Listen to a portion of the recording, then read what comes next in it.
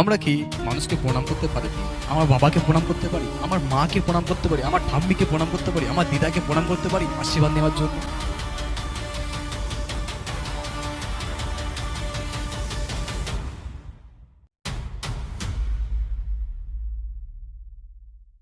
আর আজকে আমরা যে বাক্য শুনবো সেই বাক্য আর প্রচারের টাইটেল হচ্ছে আমি আশীর্বাদিত। হালেলুয়া। আপনি আশীর্বাদিত। হালেলুয়া। তো অনেক সময় আশীর্বাদ কথাটা শুনলে আমাদের কি মনে পড়ে? আমি যখন আশীর্বাদ কথাটা শুনি তখন আমার মনে পড়ে যে আমি কারো পায়ে হাত দেব, তো সে তার হাতটাকে বাড়িয়ে আমার মাথার উপরে রাখবে, ঈশ্বর তোমাকে অনেক দিন বাঁচিয়ে রাখুক, ঈশ্বর তোমাকে আরো আয়ু দিক। বা আপনি আপনার মাকে যখন প্রণাম করেছিলেন, আপনি আপনার গুরুজনকে যখন প্রণাম করেছিলেন, তখন তারা কি বলেছিল? আপনাকে কি বলেছিল? আশীর্বাদ করেছিল, করেনি? করেছিল। কি কি আশীর্বাদ করে আমাদেরকে? বিভিন্ন রকম আশীর্বাদ করে না? কিন্তু আশীর্বাদ করার পরেও কিন্তু আমাদের জীবনে অনেক কিছু ঘটে যায়, ঠিক আছে? আমরা অন্য কোনো বড় বড় ব্যক্তির কাছে আমরা কেউ আশীর্বাদ দিতে চাই, যারা হচ্ছে মানুষ, যারা হচ্ছে মানুষের লেভেলে, আমরা তাদের কাছে আশীর্বাদ দিতে যাই বা তার পা ছুঁয়ে প্রণাম করি, তার কাছে মাথা নত করি, তাকে আমরা বলি আমাকে একটু আশীর্বাদ দাও, আমাকে একটু আশীর্বাদ করো। তো অনেক সময় আমরা সমস্যার মধ্যে দিয়ে যাই, দুঃখের মধ্যে দিয়ে যাই, কষ্টের মধ্যে দিয়ে যাই, এবং যখন দুঃখ, কষ্ট, অভাব, রোগ যখন আমাদেরকে চতুর্দিকে ঘিরে ধরে, আর যদি সেই সময় আমরা কেউ আশীর্বাদ করে, তাহলে আমরা কি মনে হবে? কি মনে হবে? সত্যি কি আমার এই দুঃখ যাবে? সত্যি কি এই কষ্ট আমার যাবে?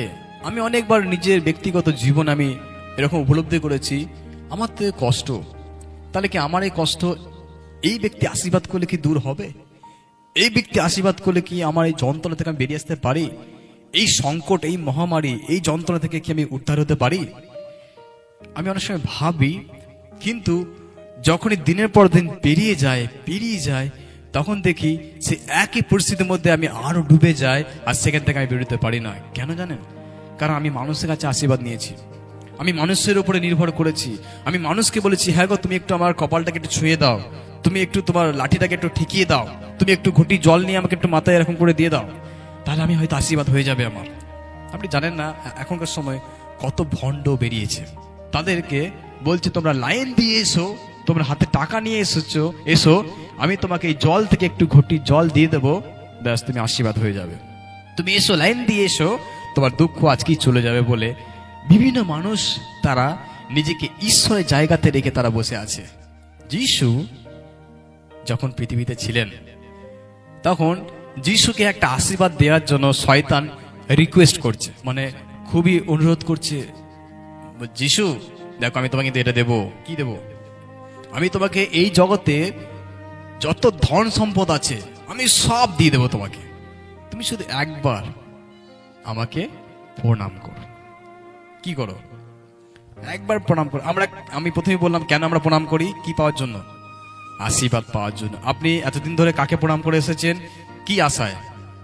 আশীর্বাদে আশায়। আবার এমন কেউ আছে না একটু সম্মান দিচ্ছি তাকে, আমার কিছু লাগবে না, আমি একটু প্রণাম করলে আমার একটু ভালো লাগে, যে না বলবে ভালো ভালো লোক, ভালো ব্যক্তি, একটু সম্মান করবে তোমাকে, প্রণাম করি ওই জন্য।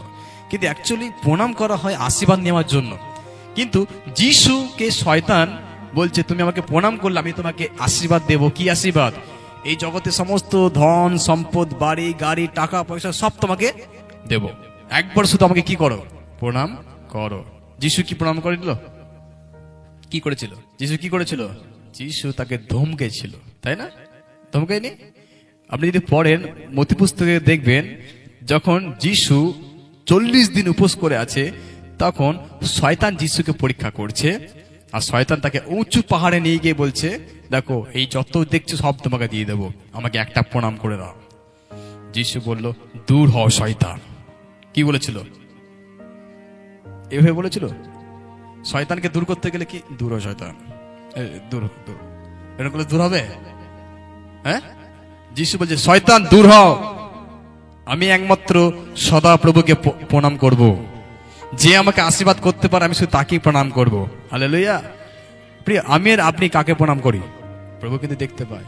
আপনি জানেন আমি আর আপনি এতদিন অনেক মানুষের কাছে আশীর্বাদ নিয়েছি, অনেকজনের কাছে মাথাটাকে এরকম করেছি, মাথা একটু দিয়ে দাও বলেছি, কিন্তু আমরা কতজন ঈশ্বরের কাছে চেয়েছি, প্রভু একটু আশীর্বাদ দাও, আমার এই হাত অন্য কাউকে আর ছুবে না।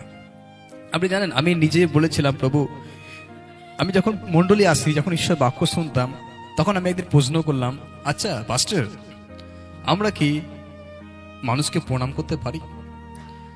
আমরা কি আমার বাবাকে প্রণাম করতে পারি, আমার মাকে প্রণাম করতে পারি, আমার ঠাম্মিকে প্রণাম করতে পারি, আমার দিদাকে প্রণাম করতে পারি আশীর্বাদ নেওয়ার জন্য?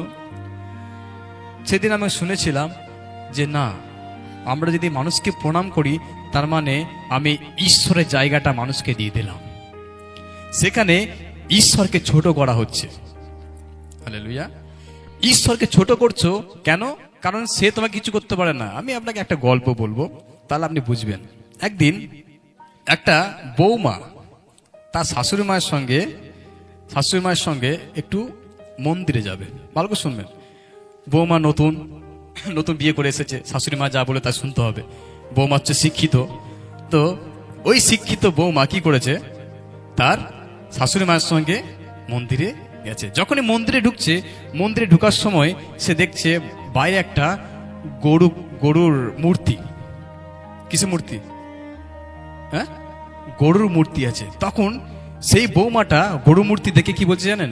মা, শাশুড়ি মা, একবার দাঁড়ান, আমি বালতিটা নিয়ে আসি। বালতি নিয়ে এসছে। কি হবে বালতিটা? বলছে, মা এই দেখুন গরু, আমরা বাড়ি যাওয়ার সময় একটু আমরা গায়ে ধুয়ে নেবো, আমরা দুধটাকে নিয়ে নেবো বালতিতে, দিয়ে বাড়ি গিয়ে আমরা এই দুধটাকে খাবো। বলছে, এই বৌমা এত তুমি সরল, তুমি জানো না এটা একটা পাথরের, এটা আসল অরিজিনাল গরু না। ও তাই, তুমি বালতি রাখো, চলো আগে চলো। আর একটু আগে গিয়ে দেখছে একটা সাপের মূর্তি, বড় সাপের মূর্তি। তখন সে গিয়ে ভয়ে কাঁপছে, একদম মানে শাশুড়ি মায়ের পিছনে লুকিয়ে পড়ছে। তুমি ভয় কাচ্ছ কেন? মা, এটা কি? এত বড় সাপ, যদি ওই সাপ আমাকে কামড়ে দেয়, যদি সাপ আমাকে মেরে দেয়? আরে বৌমা, তুমি এত সরল, তুমি বুঝতে পারছো না, এটা একটা মূর্তি, এটা পাথর, এ তোমাকে কি করতে পারবে না, কামড়াতে পারবে না।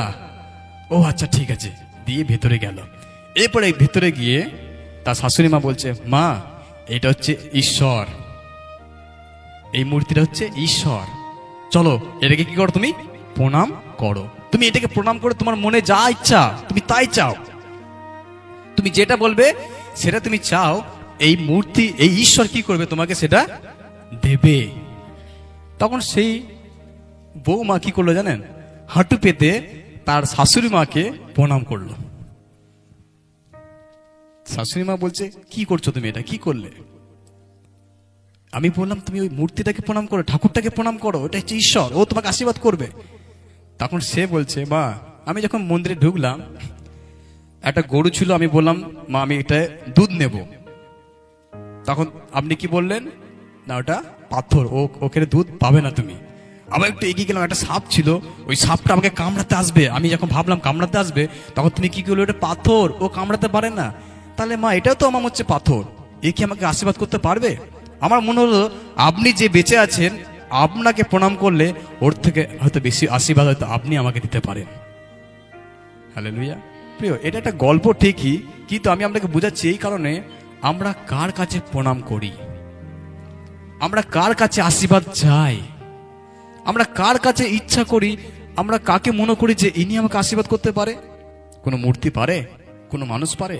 উনি, ওই বৌমা শিক্ষিত, উনি জানে মূর্তি আমাকে আশীর্বাদ করতে পারে না, একজন মানুষ, মূর্তির থেকে মানুষ বেস্ট, ঠিক আছে। কিন্তু যদি আমি মানুষকে প্রণাম করি, বাইবেল অনুযায়ী যিশু বলছে আমি একমাত্র পরমেশ্বরকে প্রণাম করব, আমি একমাত্র ঈশ্বরকে প্রণাম করব। কেন আমরা তাকে প্রণাম করবো, আমরা পরে দেখব কেন তাকে প্রণাম করতে হবে। আপনি জানেন, যখন আমরা কারোর কাছে আশীর্বাদ চাই, যদি আমরা কোনো মানুষের কাছে চাই, তার মানে ঈশ্বরটাকে ছোট করা হচ্ছে। আমি আর আপনি কোনোদিন আজকের পর থেকে যেন কোনো মানুষের পায়ে হাত দিয়ে প্রণাম না করি। আমি আজকে হয়ে গেল 5 বছর, আমি 5 বছর যেই থেকে আমি শিখেছি, বাইবেল পড়েছি, শুনেছি ঈশ্বর এটাতে ছোট হয়ে যায়, ঈশ্বরকে অপমান করা হয়। আমি 5 বছর কারো পায়ে হাত দিয়ে প্রণাম করিনি। আমি তাকে হাত দিয়ে হাত মিলিয়ে এরকম বলেছি, আপনি ভালো আছেন, তুমি ভালো আছো? আমি তোমাকে খুব ভালোবাসি। আপনি যত তাকে শ্রদ্ধা করেন, ভালোবাসেন, যাই করেন, পায়ে হাত দিলেই যে আপনি আশীর্বাদ পাবে তা না। আপনি তাকে বুকে জড়িয়ে নিন, আপনি তাকে হাত মিলিয়ে নিন, কিন্তু আপনি তাকে পায়ে হাত দিয়ে আশীর্বাদ কি করবেন না? কি করবেন না? মন্ডলী সবাই শুনছেন? আমি কিছু ভুল বলছি? আপনারা খুব তাকাচ্ছেন, আমি ভয় লেগে যাচ্ছে। গম্ভীর হয়ে তাকিয়ে আছেন। হালেলুয়া। বুঝতে পারছেন কি বলেছি? ওই জন্য আমি আর আপনি কোন মানুষকে পায়ে হাত দিয়ে প্রণাম করা মানে ঈশ্বরকে ছোট করা। যিশু বলছে, আমি একমাত্র শয়তান, তুমি দূর হয়ে যাও। তুমি আমাকে কি দেবে? ঈশ্বর না দিলে মানুষ কিছু পায় না, আর আমি একমাত্র তাকে প্রণাম করব। তারপরেই যিশুকে স্বর্গদূত এসে অনেক খাতির যত্ন করে অনেক খাবার দাবার দিয়ে সেখানে একদম খুব ফিস্টি হয়ে গেছে। উপবাস শেষ। শয়তান অনেক কিছু প্রলোভন দেবে, শয়তান অনেক কিছু দেখাবে, যাতে আমরা মনে করি মানুষের কাছে আশীর্বাদ চাওয়া দরকার, আর শয়তানের কাছে আশীর্বাদ চাওয়া দরকার। যে ঝাড়ফুঁক করছে, যে মন্ত্র বলছে, যে তাবিজ দিচ্ছে, যে কবজ দিচ্ছে, যে অর্থ বেশি টাকা নিচ্ছে, তার কাছে গিয়ে হয়তো আমার কিছু কাজ হবে বাবা, আমার অন্য কোথাও কাজ হবে না বলে আমরা আশীর্বাদ চাই। প্রিয়, যিশু আপনার একজনাই যে আশীর্বাদ করতে পারে। আমি আপনাকে বলতে চাই, আশীর্বাদের উৎস কে? এই যে আশীর্বাদ কথাটা আমরা বলি, এর উৎসটা কে? কে এটাকে তৈরি করেছে বা কোনখান থেকে সৃষ্টি? যাকব 1:17 পদ আমরা পাঠ করব। সমস্ত উত্তম দান, সমস্ত উৎকৃষ্ট বর দিব্যলোক থেকে জ্যোতিষ্ক মণ্ডলীর জনক পিতা ঈশ্বরের কাছ থেকে আসে। আমেন। বলুন, সমস্ত ভালো যেগুলো মঙ্গল, যেগুলিকে আমরা আশীর্বাদ বলি, ওই আশীর্বাদ স্বর্গ থেকে আসে। আমি যেটাকে মনে করি এটা আশীর্বাদ, ওই আশীর্বাদ এই মর্ত থেকে নয়, এই জগৎ থেকে নয়, এই পৃথিবী থেকে নয়, স্বর্গ থেকে আসে। আদি পুস্তক 1:26-27। তারপর ঈশ্বর বললেন, এসো আমরা মানুষ সৃষ্টি করি, তারা হোক আমাদের মতো। তারা যাবতীয় পশু, সমুদ্রের মৎস্যকুল, আকাশের পাখি, ভূচর সরীসৃপ তথা সমস্ত পৃথিবীর তত্ত্বাবধান করবেন। তখন ঈশ্বর আপন সাদৃশ্যে মানুষ সৃষ্টি করলেন, ঐশ্বরিক সাদৃশ্যে নর ও নারী রূপে তিনি গড়লেন। আপনি কত আশীর্বাদিত জানেন? আপনার আশীর্বাদের যেটা উৎস, সেটা হচ্ছে এই জগতের সব থেকে শ্রেষ্ঠ জীবের নাম কি? কি মনে হচ্ছে আপনার? এই জগতে যা কিছু আছে সবকিছু থেকে কোনটা হচ্ছে সব থেকে শ্রেষ্ঠ? মানুষ। এখনো অনেক জায়গায় রোবট তৈরি হয়ে গেছে, কিন্তু ওই রোবট এখনো মানুষের মতো দুঃখ আর কষ্টে কাঁদতে পারে না। তারা দুঃখ কোনটা, কষ্ট কোনটা বুঝে না। ঈশ্বর এমনই এক জিনিস তৈরি করেছেন পৃথিবীতে যেটা সব থেকে শ্রেষ্ঠ। আপনি একজন শ্রেষ্ঠ সৃষ্টি, আপনি আশীর্বাদিত, কারণ ঈশ্বর আপনাকে রচনা করেছেন। হতে পারে আপনি কালো, আপনি গ্যারা, আপনি মোটা, আপনি রোগা, আপনি যেমনই হোক, কিন্তু আপনি আশীর্বাদিত, কারণ ঈশ্বর আপনাকে সৃষ্টি করেছেন সব থেকে উন্নত মানের, মনের মতো। আমরা অনেক সময় দেখবেন অনেক কিছু বানাতে দিই, মনে হয় না যে বানিয়েছে ঠিকই, কিন্তু এটা মনের মতো হলো না। না না, এটি বানিয়েছে। আমরা যখন একটা চার্চ বানাই, বা আমরা যখন কোনো একটা বিল্ডিং বানাই, আমরা যখন কোনো একটা ঘর বানাই, আমি ভাবলাম এক করলো, আমি বললাম এরকম বানাতে, কিন্তু আমার ঠিক মনের মতো হলো না, কিছু একটা কমতি আছে। আপনি ভাবুন, যদি আপনার মনের মতো কোনো জিনিস বানাই, আপনি কেমন লাগে? সুন্দর লাগে না? আপনি চিন্তা করুন, আপনি একটা সোনার কানের দুল তৈরি করতে দিয়েছেন, হাতের কাকন একটা তৈরি করতে দিয়েছেন, একটা, ঠিক আছে? আপনার মনের মতো বানালে আপনি কি কেমন লাগে আপনার? বাহ, টাকাটা খরচা করে লাভ হয়ে যাবে। যখন চারজন দেখে বলবে, বাহ কানের দুলটা কত সুন্দর পরে আছো তুমি, কি বলবে? ভালো লাগে না? আমার মনের মতো এটা। দেখুন, ঈশ্বর আমাকে আপনাকে মনের মতো বানিয়েছে। কখনো বলবেন না, প্রভু কেন আমাকে বানালে? কখনো বলবেন না, প্রভু কেন আমাকে বাঁচিয়ে রেখেছো? কখনো বলবেন না, প্রভু আমার জীবনে তো কোনো ভালো কিছু নেই, কোনো আশীর্বাদ নেই। তিনি আপনাকে আশীর্বাদ দিয়ে বানিয়ে রেখেছেন, তিনি তার মনের মতো বানিয়েছে। যদি কানটা যদি এখানে থাকতো, নাকটা যদি কপালে থাকতো, ভালো লাগতো?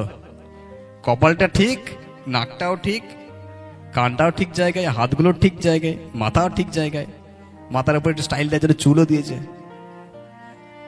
তাহলে প্রভু তো মনের মতো বানিয়েছে। আমরা মনে করি না, আমার চুলটা খারাপ, আমার কানটা খারাপ, আমার নাক খারাপ, আমার কপাল খারাপ, বলি না? সবকিছু আমরা খারাপ খারাপ করি। আমরা যতবার নিজেকে খারাপ বললি, আপনি জানেন কাকে খারাপ বলছেন? কাকে? এবার কারো একটু ঘুম ভেঙে যাচ্ছে, এটা কি কথা? হালেলুয়া। প্রিয়, আপনি নিজেকে খারাপ বলা মানে আপনি প্রভুকে বলছেন, প্রভু তুমি কিন্তু দেখতে খুব কালো, প্রভু তোমার কিন্তু কানটা একটু সামনে দিকে চলে এসছে। হালেলুয়া। প্রিয়, ঈশ্বর আমাকে আপনাকে মনের মতো বানিয়েছে, তার নিজের মতো বানিয়েছে। আমরা যাকে ডাকছি সে আমাদেরকে বলেছেন তুমি আশীর্বাদিত। কেন আমি আশীর্বাদিত?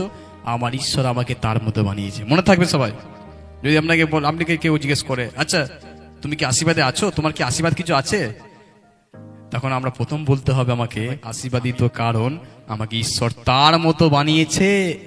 আমাকে ছাগলের মতো বানায়নি, কুকুরের মতো বানায়নি, গরুর মতো বানায়নি। আমাকে ঈশ্বর মানুষ রূপে বলেছে, এসো আমার মতো করে তোমাকে আমি সৃষ্টি করব। হালেলুয়া। বুঝতে পারছেন সবাই? সবাই আছেন আমার সঙ্গে? তাহলে জোরে বলে যিশু মারাং, জোরে যিশু মারাং। ভেরি গুড, তাহলে আমার সঙ্গে সবাই আছেন। আমরা যদি দেখি, সত্যিকারে আশীর্বাদ হচ্ছে যেটা ঈশ্বরের কাছ থেকে আসে। মানুষের কাছ থেকে যেটা আসে সেটা কিন্তু সত্যি আশীর্বাদ না। আপনার মনে হবে কিছুক্ষণের জন্য এটা হয়তো আশীর্বাদ, কিন্তু ওটা চলে যাবে। মানুষ সাময়িক সুখ দিতে পারে, কিন্তু ঈশ্বর যে আশীর্বাদ দেয় সেটা হচ্ছে অনন্তকালের। আমি আর আপনি যদি মানুষের কাছে হাঁটু পেতে আশীর্বাদ নিতে চাই, ওটা হচ্ছে দেখানো, একটুখানি, একটু মনে শান্তি হবে, পাড়ার লোক ভালো বলবে, আত্মীয় লোক ভালো বলবে, সবাই একটু নাম করবে, ঠিক আছে, কিন্তু এটা বেশি দিনের জন্য নয়, বা এটা প্রকৃত আশীর্বাদ না। হালেলুয়া। ওই জন্য আমাদেরকে ঈশ্বর সৃষ্টি করেছে যেন আমরা তাকে প্রণাম করি। প্রথম জিনিস তাকে যেন আমরা প্রণাম করি, একমাত্র সেই ঈশ্বর, এবং তারপরে আমরা যেন তাকে মনে রাখি তিনি আমাকে সৃষ্টি করেছে অসাধারণ রূপে। আমি আশীর্বাদিত, বলে আমি আশীর্বাদিত। দ্বিতীয় বিষয় হচ্ছে খ্রিস্টে আমরা আশীর্বাদিত। যদি আমরা ইফিসীয় পুস্তক 1:3 পড়ি, ধন্য ঈশ্বর যিনি আমাদের প্রভু যীশু খ্রিস্টের পিতা, যিনি খ্রিস্টের মাধ্যমে স্বর্গলোকের যাবতীয় দিব্য আধ্যাত্মিক বর আমাদের দান করেছেন। ঈশ্বর যে আশীর্বাদ আমাদেরকে দেবে বলেছে, খ্রিস্ট যিশু আমাদেরকে সেই আত্মিক বরদান আমাদেরকে দেবেন। হালেলুয়া। আত্মিক বরদান কি কি জানেন? আত্মিক জীবন, যেটা কেউ ভ্যালু দেয় না, কেউ গুরুত্ব দেয় না। যদি আমরা চোখগুলো ভেতর দিয়ে চলে যায়, আপনার মা বলবে কেন চোখগুলো ভেতরে যাচ্ছে। আপনি যদি একটু রোগা হয়ে যান, আপনার মা বলবে কেন তুমি এত রোগা হচ্ছ। যদি আপনি মুখটা বিষণ্ণ ভাবে থাকেন, কোনো হাসি নেই, আনন্দ নেই, তাহলে আপনাকে পাড়া প্রতিবেশী বলবে কেন তুমি এত দুঃখে আছো। কিন্তু যদি আপনার ভেতরে ভেতরে মন খারাপ, ভেতরে আত্মা শুকিয়ে গেছে, ভেতরে আপনি চিন্তায় ঘুরছেন, কেউ কিন্তু আপনাকে জিজ্ঞেস করবে না, কেউ কিন্তু দেখতে পাবে না। আপনি জানেন কেন এই জগতে এত সুসাইড বেড়ে যাচ্ছে? কেন মানুষ নিজেকে নিজে মেরে ফেলতে চায়? কেন জানেন? কেন মানুষ বিষ খাচ্ছে জানেন? সে নিজেকে আর সামলাতে পারছে না, তার নিজের মধ্যে লড়াইটাকে সে সামলাতে পারছে না বলে সে নিজেকে মেরে ফেলার সিদ্ধান্ত নিচ্ছে। ওই জন্য মানুষ রেল লাইনে মাথা দেয়, ওই জন্য পরিবারকে ছেড়ে সে নিজের জীবনটাকে বিসর্জন দিয়ে দেয়। তার আত্মিক জীবন শেষ। আর আত্মিক জীবন হচ্ছে সেটা ঈশ্বরের সঙ্গে একটা সম্পর্ক। যে ব্যক্তি ঈশ্বরের সঙ্গে সম্পর্ক আছে সে কোনোদিন সুসাইড করে না। যে ব্যক্তি ঈশ্বরের সঙ্গে ভালো ঘনিষ্ঠতায় থাকে, প্রার্থনা করে, বাক্য পড়ে, সে কোনোদিন বিষ খায় না, সে কোনোদিন রেল লাইনে মাথা দেয় না। যেখানে স্বর্গ, ওই স্বর্গের সমস্ত রকমের আত্মিক বর তিনি আমাদেরকে দিয়েছেন, সেই হচ্ছে ধন্য। হালেলুয়া। প্রিয়, ঈশ্বর আমাদেরকে আত্মিক বরদান দিয়েছেন, যেটা আর কেউ দেয়নি, যেটা আর কেউ দিতে পারে না, যেটা কেউ কোনোদিনে কথা দিলেও দিতে পারে না। আত্মিক বরদান। তিনি আত্মার মুক্তি দিয়েছে, তিনি আত্মার ক্ষমা দিয়েছে, তিনি আত্মার শান্তি দিয়েছে, তিনি অনন্ত জীবন দিয়েছে। তিনি আমাদেরকে এই জগতে ধন সম্পত্তির থেকে সব থেকে বহুমূল্য জিনিস হচ্ছে আত্মিক আশীর্বাদ, আত্মিক বরদান। বলুন, ঈশ্বর আমাকে আত্মিক বরদান দিয়েছেন। 3 নম্বর বিষয় হচ্ছে আশীর্বাদিত মানুষ কেমন। এই যে আমরা আশীর্বাদ পাবো, এই মানুষ কেমন জানেন? আমরা যদি সে দুর্জনের মন্ত্রণায় চলবে না। একটু খাও কি হবে, একটু ঝগড়া করো কি হবে, একটু টিভি দেখো কি হবে। যেগুলো মানুষ আজকাল করছে, সেটা আপনি চায়ের দোকানে দেখতে পারেন, সেটা আপনি আড্ডাখানায় দেখতে পারেন, সেটা আপনি সমালোচনার মিটিংয়ে গিয়ে দেখতে পারেন। তো মানুষ কি করছে? দিনের পর দিন ঈশ্বরের বিরুদ্ধে চলে যায়। কিন্তু যারা ঈশ্বরের আশীর্বাদকে পেয়ে যায়, যারা ঈশ্বরের আশীর্বাদকে বুঝতে পারে, তারা কিন্তু সেই বিদ্রুপকারী পাপাচারীদের পথে যাবে না, মিথ্যা সাক্ষ্য দেবে না। সে কিন্তু ওখান থেকে নিজেকে সবসময় দূরে রাখবে, যতটা পারবে নিজেকে কি রাখবে, দূরে রাখবে। আপনি জানেন যিশু বলেছে যখন আমরা পাপী ছিলাম তখন ঈশ্বর আমাদেরকে ভালোবেসেছে। আমরা এরকম বলতে পারি না আমি পাপ ছাড়লে, আমি ভালো মানুষ হলে তারপর আমি ঈশ্বরের কাছে আশীর্বাদ নেবো, তারপর আমি আশীর্বাদ পাবো না। আপনি যেমন অবস্থায় আছেন, যদি আজই আমরা মন পরিবর্তন করে প্রভুকে বলি, প্রভু আমাকে ক্ষমা করো, আমাকে সূচি করে দাও, আমি যেন ঠিক হতে পারি, আমি যেন স্বর্গের আশীর্বাদটাকে উপলব্ধি করতে পারি। হালেলুয়া। এই জন্য এখানে লেখা আছে, যে ব্যক্তি দুষ্টের পরামর্শে চলে না, পাপীর পথে হাঁটে না এবং উপহাসকারীদের সঙ্গে বসে না, এবং সে সদাপ্রভু বাক্যেতে আনন্দ করে, দিন ও রাত্রি ধ্যান করে। যে সদাপ্রভুর উপরে নির্ভর করে, দিন আর রাত্রি ধ্যান করে, সে একটা সমুদ্রের ধারে লাগানো গাছের মতো। ওই গাছ কি হয় জানেন? জল পায়, রোদ পায়, সবকিছু পায়, এবং ওই গাছ সুন্দর করে বড় হয়। হালেলুয়া। ঠিক খ্রিস্ট বিশ্বাসী জীবনে আপনি জানেন আশীর্বাদ, আমরা কেন আশীর্বাদিত? কারণ আমি আর আপনি একটা গাছের মতো। কোন গাছ? শুকিয়ে যাওয়া গাছ না, আমরা হচ্ছে সবুজ থাকার গাছ। তাতে আমি যদি এমন থাকি আর আমার বিশ্বাসী বা আমার পাশে আমার বন্ধু যদি দুঃখে থাকে, সে কিন্তু আমার মতো আনন্দে থাকতে হবে। হালেলুয়া। প্রিয়, ওটা আমাদেরকে বুঝতে হবে, এমন ব্যক্তি নদীর ধারে রোপিত বৃক্ষের মতো, যার ফলটা সমৃদ্ধি হয়, মানে বৃদ্ধি পায়। আমি আর আপনি আশীর্বাদিত, কারণ আমি বৃদ্ধি পাচ্ছি। এরপরে বিষয় হচ্ছে পরীক্ষার মধ্যেও আশীর্বাদ। আপনি জানেন প্রভুত্বে আছেন বলে যদি আপনাকে কেউ খারাপ কথা বলে, আপনাকে কেউ মিথ্যা অপবাদ দেয়, আপনি যে ভুলটা করেননি তা যদি কেউ আপনাকে দোষী সাব্যস্ত করে, আপনাকে যদি কেউ বিচার করে, আপনাকে যদি কেউ মারধর করে, যিশু এখানে বলে দিচ্ছে, স্ট্যাম্প দিয়ে দিচ্ছে, আপনি লিখে দাগ দিয়ে রাখবেন ওই জায়গাটা। যিশু বলছে এই পুরস্কার থেকে কেউ তোমাকে সরাতে পারবে না, কারণ তুমি আমাকে ডাকছো বলে। আমি আগের সপ্তাহে বললাম না, মানুষ আপনাকে খুব ভালোবাসে, কিন্তু যদি মুখে একবার যিশু নাম শুনে নিয়েছে তাহলে কি হবে? খেয়ে দে কাজ নেই, কি দরকার এসব করা। কিন্তু আপনাকে ভালোবাসে সে, কিন্তু আপনার মধ্যে যে ঈশ্বর আছে তাকে সে ঘৃণা করে। ওই জন্য যিশু এখানে বলছে আমাকে ডাকছো বলে, আমার অনুগামী হয়েছে বলে যদি কেউ তোমাকে আঘাত করে, তোমাকে যদি কেউ আর ঠাট্টা করে, তোমাকে যদি কেউ অপবাদ দেয়, গালাগালি দেয়, তুমি জানো তোমার জন্য আমি পুরস্কার রাখছি। তুমি সেই সময় শুধু সহ্য করবে। তোমাকে যদি এক গালে চড় মারতে আসে, তুমি আরেক গালটা বাড়িয়ে দেবে, কিন্তু তুমি ঘুরিয়ে তাকে মারবে না। তুমি অপেক্ষা করো, আমি তোমাকে কি দেবো? পুরস্কার, আশীর্বাদ আছে। বলুন আমি আশীর্বাদিত। যদি আমি পরীক্ষার মধ্যে দিয়ে যাই, আমি তাও আশীর্বাদিত। খ্রিস্ট জীবন মানে হচ্ছে আশীর্বাদের জীবন। যদি আমার কাছে কিছু আছে, আমি তা আশীর্বাদে আছি। আর যদি আমার কাছে কিছু নেই, যদি আমাকে কেউ মানে নির্যাতন করছে, কষ্ট দিচ্ছে, আমি তাও আশীর্বাদিত। ঈশ্বর আপনার হাত ছাড়বে না, ঈশ্বর আপনাকে আশীর্বাদ করে যাবে, করে যাবে, করে যাবে। তিনি আপনাকে আশীর্বাদ করে যাবে। হালেলুয়া। কারণ আমরা এমন একজন ঈশ্বরকে ডাকি, তিনি আমাদেরকে আশীর্বাদ দেন। তারপরে বিষয় হচ্ছে এই যে আশীর্বাদ ঈশ্বর আমাকে দিয়েছেন, এই আশীর্বাদটা হচ্ছে অন্যকে দেবার। অন্যকে দেবার। এই যে আমাদের পাশে এখন টাইম কলে জল এসছে না? জল এসছে তো? এই যে জায়গাটা, পাত্রটা দেওয়া আছে, এই জারটা যখন ভর্তি হয়ে যাবে তখন জলটা কি হয়ে যাবে? উতলে পড়বে না? আপনি জানেন যারা ঈশ্বরের কাছে থাকে তাদের জীবনে আশীর্বাদ এইরকমই উতলে পড়ে। আর যখন আশীর্বাদ উতলে পড়বে, যখন পাশে এসে কেউ দাঁড়াবে, সেও আশীর্বাদকে পাবে। আপনি যান এখন আরেকটা খালি পাত্র নিয়ে তার সাইডে একটু ধরবেন, দেখবেন সেইটা ভর্তি হবে। ঠিক না ভুল? ঠিক খ্রিস্ট বিশ্বাসী তাই। আমার মা যখন প্রভুকে ডাকতে ডাকতে ডাকতে ডাকতে আমাদের জীবনে পরিবারে অনেক বড় পরিবর্তন মঙ্গল আসলো। যখন মা গেছে মাঠে ধান কাটতে কাটতে যিশুর কথা বলছে, আরেকজন পাশে সে মনিবে কাজে এসেছে, আমার মায়ের পাশেও সে ধান কাটছিল। ধান কাটতে মা আমরা প্রভুর কথা বলতে বলতে ধান কাটতে কাটতে সেও দেখা গেল ধানও কাটা হয়ে গেল, আর সেও আশীর্বাদে ভর্তি হয়ে গেল। দুপুরবেলা আমার বাড়িতে এসে আমাকে বলছে, আমাকে একটু প্রার্থনা করে দাও আমার মেয়ের জন্য। সে আজকে 5 বছর বিশ্বাসী, বাপ্তিস্ম নিয়া বিশ্বাসী। আমি যিশুকে কোনোদিন ছাড়বো না বলে পরিবারের মধ্যে প্রচুর আশীর্বাদ পরিবারে, সব দিক থেকে আশীর্বাদ, আত্মিক জীবনে আশীর্বাদ এবং জাগতিকভাবে পরিবারের সবকিছু আশীর্বাদ। আমি ওটা আপনাকে বলতে চাইছি, আমি যদি সত্যি আশীর্বাদিত ব্যক্তি হই না, আমার পাশে যে দাঁড়াবে সে কিন্তু আশীর্বাদটাকে ফিল করবে। করবে করবে না? করবে করবে না?